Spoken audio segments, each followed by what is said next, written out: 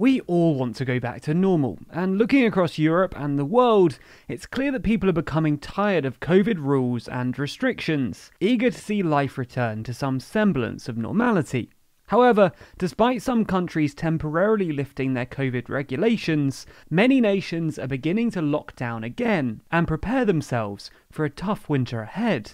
The only real way to get everyone back to normal is through a vaccine, which is why many have pinned their hopes on scientific progress. In fact, EU Commission President Ursula von der Leyen echoed this very sentiment, saying a safe and effective vaccine is our best shot at beating the coronavirus and returning to our normal lives. Nice pun there, big fan of that. So, in this video, let's examine the EU's plans for a vaccine, how they expect to manufacture and distribute enough vaccines to keep their citizens safe. If you like the content we make and want to lend us a hand, you might want to check out our merch store. You can represent the channel by sticking a Countries with Shoes pin badge on your bag or jacket, now available for basically every country. Or you can just cover your stuff in stickers or magnets. Or if you prefer, check out our book, Brexit the Colouring Book. We have super low stock on our first edition. Anyway, check out the store by clicking the link in the description, and the first 50 people will get 12% off their order. Ever the fans of planning and documentation, yesterday the European Commission released a report called Preparedness for COVID-19 Vaccination Strategies and Vaccine Development, alongside a press release outlining the EU's plans for the COVID vaccine. When sharing the plan, von der Leyen remarked, "We must ensure that once a vaccine is found, we are fully prepared to deploy it. With our vaccination strategy, we are helping EU countries prepare their vaccination campaigns, who should be vaccinated first, how to have a fair distribution, and how to protect the most vulnerable. If we want our vaccination to be successful, we need to prepare now." The EU's Commissioner for Health and Food Safety was keen to limit expectations though, by saying the vaccine will not be a silver bullet, but it will play a central role to save lives and contain the pandemic. We need to be prepared to roll it out as quickly as possible, including building citizens' trust in its safety and efficacy. Vaccines will not save lives, vaccinations will. So, if the vaccine's so important for the health of EU citizens, it's unsurprising that the Union have put so much focus into planning their use. Because of that, let's take a look at what the EU's suggesting and the contents of the report.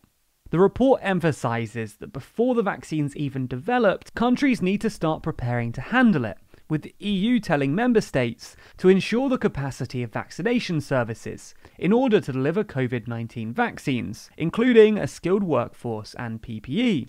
They also need to maintain easy and affordable access to vaccines for target populations. They need to prepare for the deployment of vaccines with different characteristics and storage and transportation needs, in particular in terms of cold chain, cooled transport and storage facilities. Countries also need to begin communication on the benefits, risks and importance of COVID-19 vaccines in order to build public trust. All of that's to happen before the vaccine's even developed, letting EU member states prepare for a vaccine in advance and get ready for its deployment. Speaking of being prepared, the EU is already signing deals with pharmaceutical companies to secure their potential vaccines if they end up being successful. The problem for all countries at the moment is that they don't know which one is going to be a success. So the EU explains that Europe needs to obtain a broad portfolio of vaccine candidates as to maximise the chances of quickly developing, manufacturing and deploying a vaccine for all Europeans.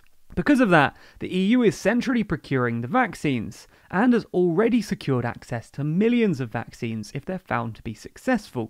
The EU's already confirmed 300 million doses from AstraZeneca, 200 million doses from Johnson & Johnson, and a purchase option for 300 million doses from Sanofi GSK. Obviously, they'll only end up actually buying and distributing these vaccines if they're found to be effective. But it's encouraging that the EU has essentially pre-ordered so many doses. When a vaccine is discovered, the report states that it will need to be authorised by the European Medicine Agency, according to regular safety and efficacy standards. If it's approved, then the purchase will officially go through, and the hard task of getting hundreds of millions of vaccines into people's arms will officially begin.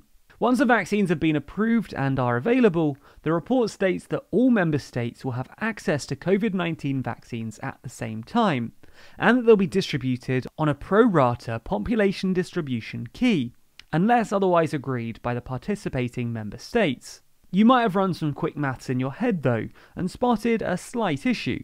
The EU have procured around 300 million vaccines, and there are 446 million citizens. So how do countries decide who in their population gets the vaccine? Well, it's a good question, and it's even more important when you remember that these vaccines will take a while to produce. 300 million jabs aren't just going to show up in Brussels in one go, so the countries will need to decide who gets first dibs. Luckily, the EU has a suggestion of how to best make this decision. When deciding who to vaccinate first, the EU recommends following two criteria: protecting the most vulnerable groups and individuals, and slowing down and eventually stopping the spread of the disease. To do this, the EU has suggested 7 groups that countries might want to prioritise. Healthcare workers, due to their essential work and elevated risk of being infected. Over 60s, due to age-based elevated risk, noting special priority should be granted to those in long-term care facilities. Those with chronic diseases or underlying conditions. Essential workers outside of the health sector, communities unable to social distance, workers unable to social distance, and vulnerable socio-economic groups, due to increased risks within socially deprived communities.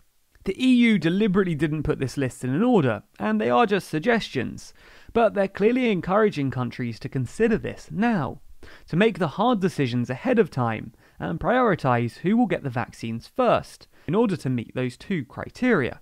One last major thing that the EU report focused on is the threat of misinformation, remarking that misinformation and disinformation around a possible COVID-19 vaccine has not slowed down, and will likely make the eventual deployment and uptake of vaccines more difficult. Going on to say that due to concerns surrounding the speed of a vaccine's development, it's important that member states already start providing citizens with objective, accurate, factual and targeted information about the importance of COVID-19 vaccines, and that it's made clear to citizens that no corners will be cut in terms of safety or effectiveness. So that's the EU's plan, encouraging countries to prepare for vaccines now, fight the misinformation campaigns, and decide who should get access first.